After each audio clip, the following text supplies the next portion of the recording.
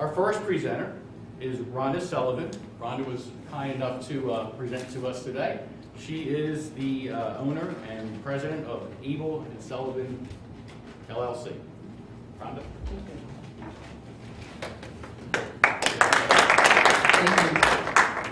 you. Let me see. My name is Rhonda Sullivan, of course. Thank you for introducing. I have been in business for probably about a couple of years, but sometimes when it is that you're getting slow, you know, when it is that you're starting out and you are contemplating how it is that you're going to run the business, what are you going to do, who's going to be your target market, then you sort of move a little bit in a way in which it is that you might not necessarily be doing all of what it is that you needed to do in terms of environmental remediation. But what it is that you do is you ease into it, and now you have a market and you have the momentum picks up. So we're environmental remediators. I've been in business since 2010. We've been active for maybe about a year, and I would like to be able to get from this presentation some feedback from the audience, or whatever method that you move forward in getting that feedback. And I'd like to be able to know how it is that I'm presenting, how it is that I come across, what's the believability in terms of what it is that I do as opposed to what it is that it appears that I might do. I might look like a librarian or something, or, you know, am I really that person that's in the construction field? Is my presentation believable? And I would like to be able to get a full view. Honesty, that's fine. I have no problems with it, of course. It's all helpful. So basically what it is that we do is we do lead-based paint remediation, and we also are delving into mold. Lead-based paint is what we do primarily. Let me see. I wanted to also let you know that even though it is that the company has been established, Rhonda had to bring something to it, and that's myself, of course. And when the company comes together with the individual, each entity brings something to the table that makes it so it's a workable situation. The company is a certified lead firm. We're licensed, insured, and we've been operating since 2010.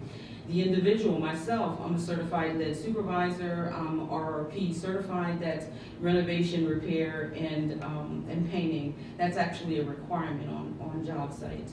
I'm a lead paint sampling technician, and I have a master's degree in historic preservation. And that's something a little bit different in terms of what it is that environmental remediators and people who do renovating bring to the table. A lot of times renovators, they just sort of go in and they pull things apart, throw it away, and replace it with something of a lower level of integrity in terms of what it is that it adds to the property. Excuse me. Abel and Sullivan, as I said before, what we do is we prepare and protect surrounding areas and the content. We mitigate lead-based paint, mold. We restore, renovate, and paint disturbed areas.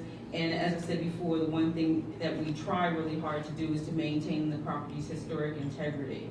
I have other colleagues in the field, and what it is that they are used to doing is, as I said before, just sort of discarding the old and bringing in the new, and it looks pretty, and then you move forward.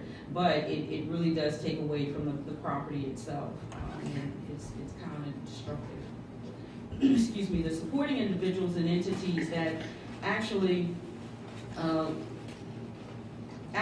work with us are carpenters and plumbers, roofers, painters, electricians, testing laboratories, quality certified workers, and of course you can't do these things without administrative support. That's administrative support is actually really key to making it so it is that everyone's communicating as they need to, of course. This is one of the projects that we did. It was a really small one. What we were doing is addressing some lead-based paint issues for this doorway. It's actually an entry doorway for a daycare center. And what it is that it's obvious chipping paints is peelable, and any kid could come through and say, put their fingers on it, move forward, touch the doorway. What it is that we did is we removed the paint, which you see on the right side. We removed the paint and set it up. You can see there's some lead chip issues there. And we did the door frame as well. We prepared the property. This photo that you see on the right side is actually the finished product once it is that we were done. And what we did is we actually changed the color of the threshold a little bit and kind of bumped it up. And what it is that we did is we sort of added to what it is that's actually there in the at the property, so that the look is better.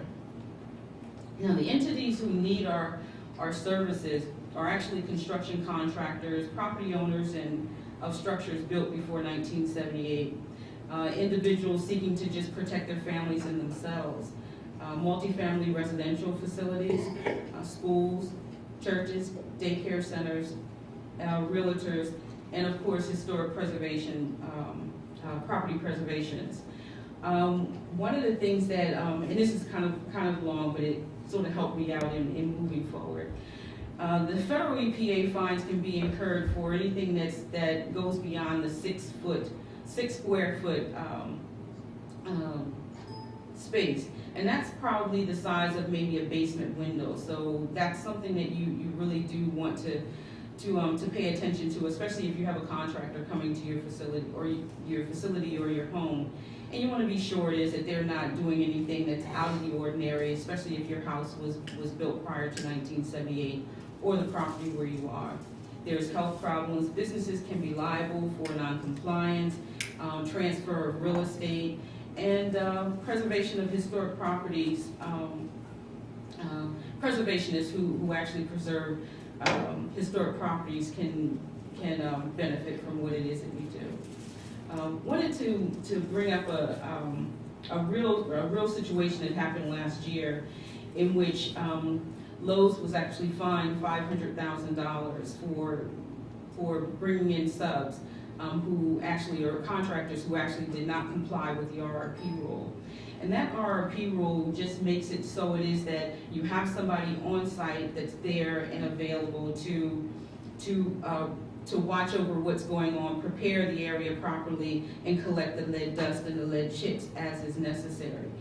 The sign on the side is actually part of what was a postcard that was sent out by the EPA to warn more than 500,000 contractors about this requirement, and that was their way in which it is that they're saying, okay, we're going to enforce this. It's on the books. This is what we're going to do. It's been there for a little while. This is what we're going to do. Please pay attention to that 6 square foot rule. And as a result, people have been fined. The services that we add in terms of the value is that we provide the quality workmanship. We try to be as less intrusive in a business or a home environment as possible. We add that substantial value. We try to do it green, clean, and we also do the reporting that we need to do as is necessary for submitting stuff to the state health department.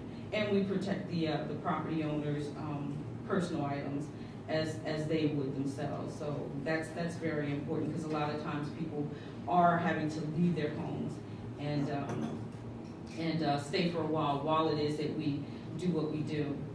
So that's pretty much how it is that we do what we do, what it is that we do. The contact information is there in terms of who we are and where we can be reached and how we can be reached. And wanted to know if there were any questions.